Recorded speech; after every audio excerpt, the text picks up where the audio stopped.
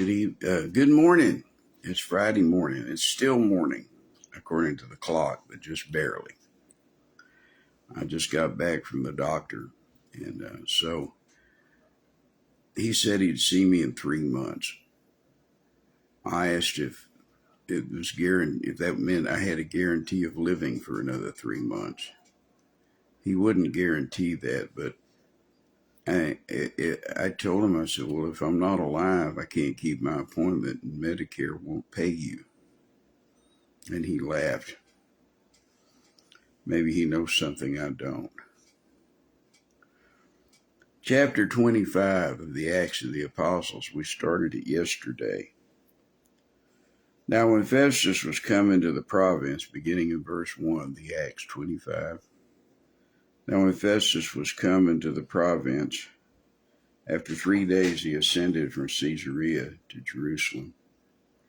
Then the high priest and the chief of the Jews informed him against Paul, and besought him, and desired favor against him that he would send for him to Jerusalem, laying wait in the way to kill him. But Festus answered that Paul should be kept at Caesarea, and that he himself would depart shortly thither. Let them therefore, said he, which among you are able, go down with me, and accuse this man if there be any wickedness in him. And when he had tarried among them more than 10 days, he went down unto Caesarea. The next day, sitting on the judgment seat, commanded Paul to be brought. And when he was come, the Jews which came down from Jerusalem stood round about, and laid many and grievous complaints against Paul, which they could not prove. While he answered for himself, neither against the law of the Jews, neither against the temple, nor yet against Caesar have I offended anything at all. But Festus, willing to do the Jews a pleasure, answered Paul and said, wilt thou go up to Jerusalem, and there be judged of these things before me? Then said Paul, I stand at Caesar's judgment seat, where I ought to be judged. To the Jews have I done no wrong, as thou very well knowest. For if I be an offender, have committed anything worthy of death, I refuse not to die. If I've done anything wrong, kill me.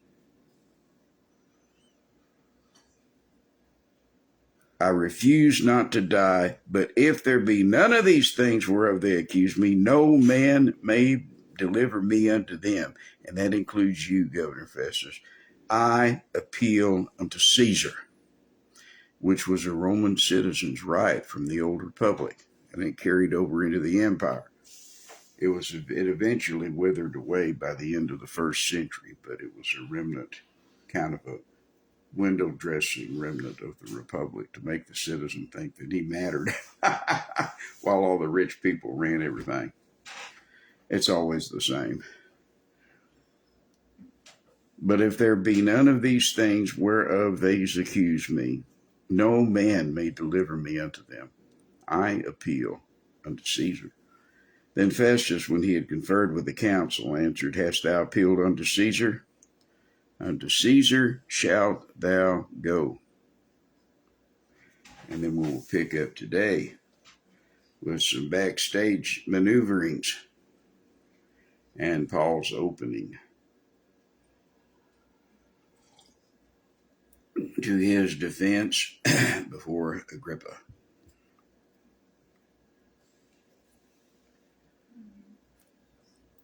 Verse 13, chapter 25, the Acts. And after certain days, King Agrippa and Bernice came unto Caesarea to salute Festus. And when they had been there many days, Festus declared Paul's cause unto the king, saying, there's a certain man left in bonds by Felix. Every time I see Felix, I want to say FedEx. I nearly said it just then. He's left in bond by FedEx.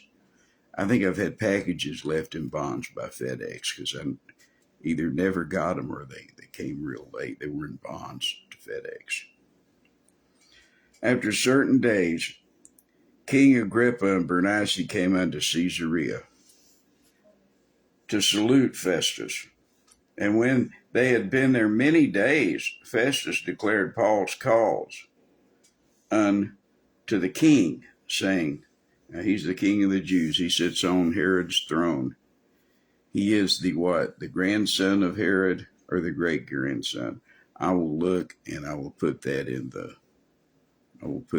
notes, in the comments. What was his relation to the wicked King Herod, who murdered the innocents and who was king at the birth of Jesus? Good morning, dear Sister Susie, from the church in Lehor. God bless you. And when they had been there many days, Festus declared Paul's cause unto the king, saying, there is a certain man left in bonds by Felix, about whom, when I was at Jerusalem, the chief priests and the elders of the Jews informed me, desiring to have judgment against him. To whom I answered, it is not the manner of the Romans. Now here he explains the Roman justice. To whom I answered, it is not the manner of the Romans to deliver any man to die, before that he is accused. He which is accused have the accusers face to face. In other words, in the United States, you have to get to face your accusers, which they don't do a lot of the times anymore, and perverts justice. You should have to face your accuser, and your accuser should have to face you. There'd be a lot less false imprisonment if that were true. And have license to answer for himself concerning the crime laid against him.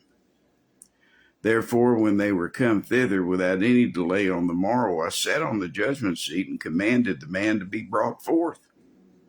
Against whom, when the accusers stood up, they brought none accusation of such things as I suppose. Like, they didn't say that he committed any crimes or had done anything that I or Rome would consider a crime. Against whom, when the accusers stood up, they brought none accusation of such things as I supposed, but had certain questions against him of their own superstition, their religion, and of one Jesus, which was dead, whom Paul affirmed to be alive.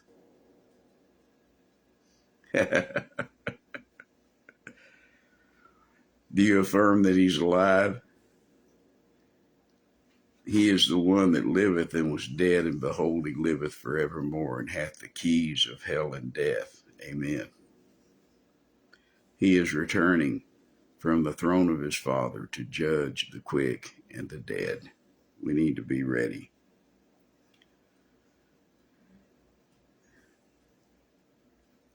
But he had certain questions against Paul of their own superstition, and of one Jesus, which was dead, but whom Paul affirmed to be alive. And because I doubted, what he's really saying is, I didn't know how to ask questions. What he's saying is, not only did I not know what they were talking about, I didn't know what questions to ask. And because I doubted of such manner of questions, I asked him whether he would go to Jerusalem and there be judged of these matters. And we almost had Pilate getting off the hook here again, but Paul wouldn't let him because he was a Roman citizen. And there he had certain rights as a Roman citizen, and he knew that the Roman governor would recognize those rights. I appeal unto Caesar.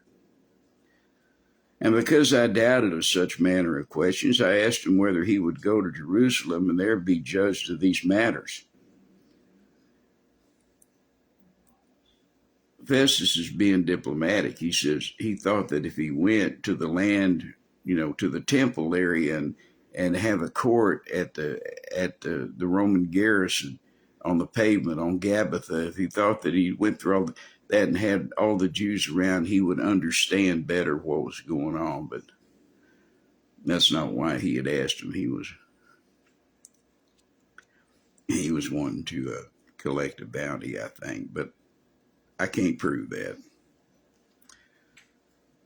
But he's trying to put the best face on it for King Agrippa. Good morning, Travis. God bless you. But when Paul had appealed to be reserved unto the hearing of Augustus, now,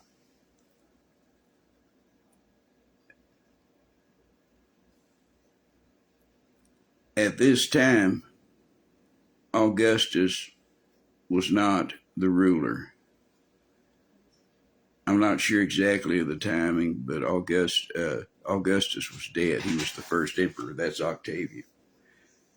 Claudius, I think, had been succeeded by then. I can't remember who was before Nero.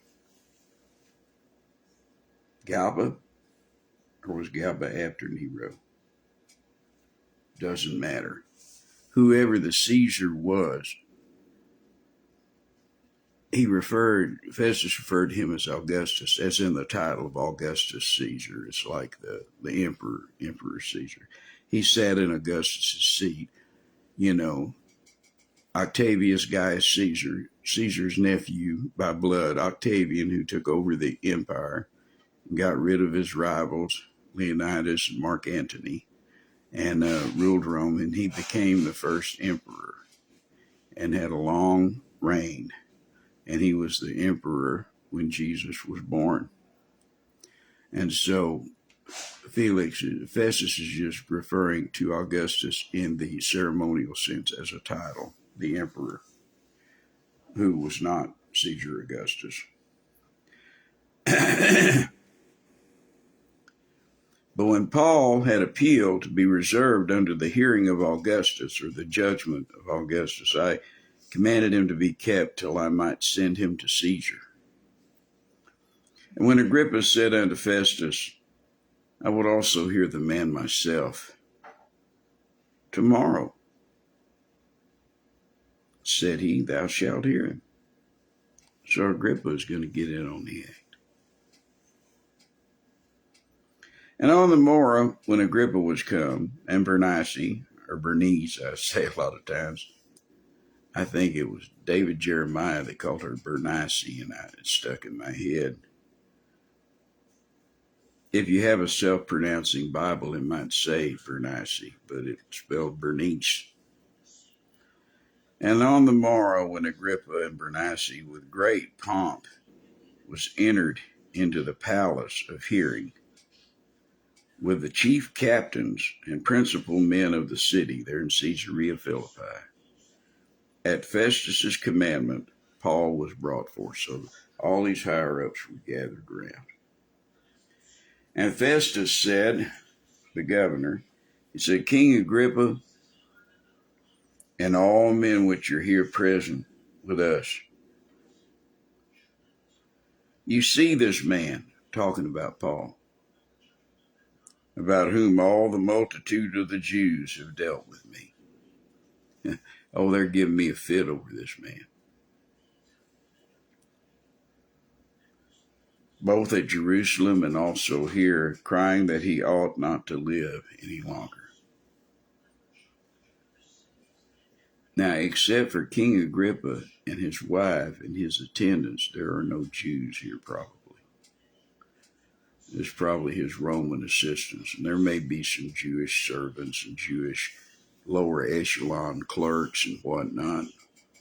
But this is a power center of Rome. It is their primary harbor in Judea. This is from whence they depart and from hence they go, you know. It was the place. And so, anyway, whatever Jews were there was not the temple crowd. They weren't there.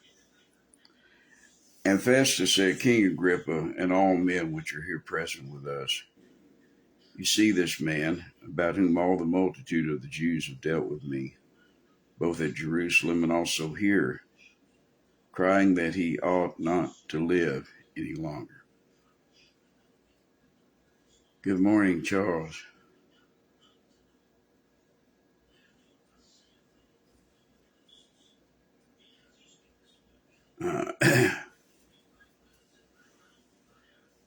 Yes, I enjoyed doing the podcast with Brother Akins. Festus said, King Agrippa, and all men which are here present with us, you see this man, about whom all the multitude of the Jews have dealt with me, both at Jerusalem and also here, crying that he ought not to live any longer. But when I found that he had committed nothing worthy of death, couldn't hand him over to him, and that he himself had appealed to Augustus, to the emperor, I couldn't hand him over to him. I have determined to send him. Because really, that was the only thing that Festus could legally do. A Roman citizen had appealed judgment to Caesar, and he had the right by the old Republican law, the old Roman Republic. It had not been disbanded yet. It had not been outlawed yet. That would come later, under Nero and Vespasian and some of these other people. They come later. But then, at this time,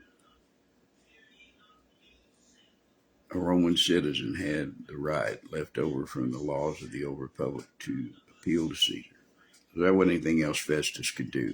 Once Paul appealed to Caesar, unless death befell him between Caesarea Philippi and Rome, he was going to see Caesar.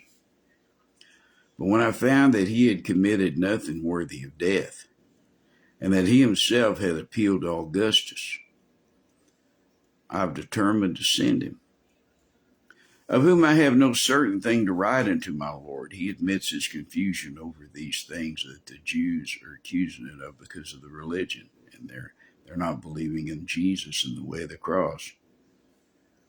Of whom I have no certain thing to write unto my Lord. Wherefore I have brought him forth before you, and especially before thee, O King Agrippa, King of the Jews. Jesus is the King of the Jews. But Agrippa sat on the throne of the King of the Jews. That's why the original Herod wanted to kill Jesus, because Herod wasn't going to allow any king of the Jews except for him, and he wasn't a Jew. He married one, but he wasn't a Jew. He was an Idumean. Of whom I have no certain thing to write unto my Lord. Wherefore I have brought him forth before you, and especially before thee, O King Agrippa. Pastor Haroon, God bless you and Susie, Sister Susie, yes. You pastor together there in Lehor.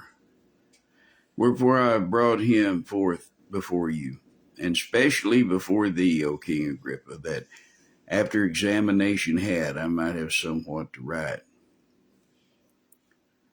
And Festus is really perplexed. I mean, I know that he might have been trying to show the Jews a pleasure so he could get a favor or maybe a bribe. I don't know. We don't know.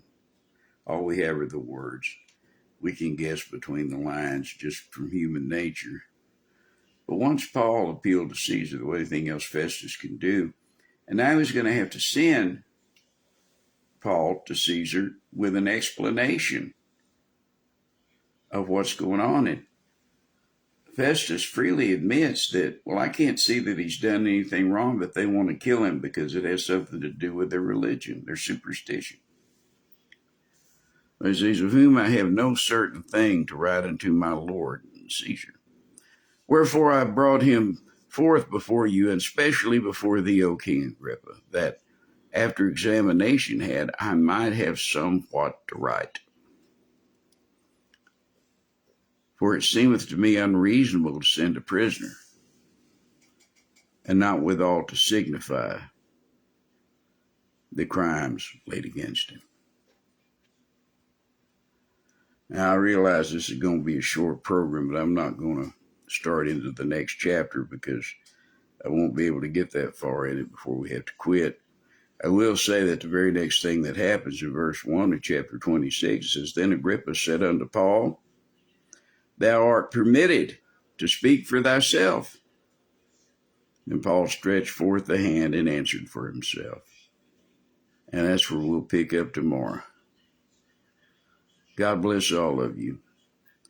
Some days my programs will be shorter than others because I get to the end of the chapter. Some days they'll be shorter because I ran out of gas. But I just got to the end of the chapter today. The Lord be with you. God bless you.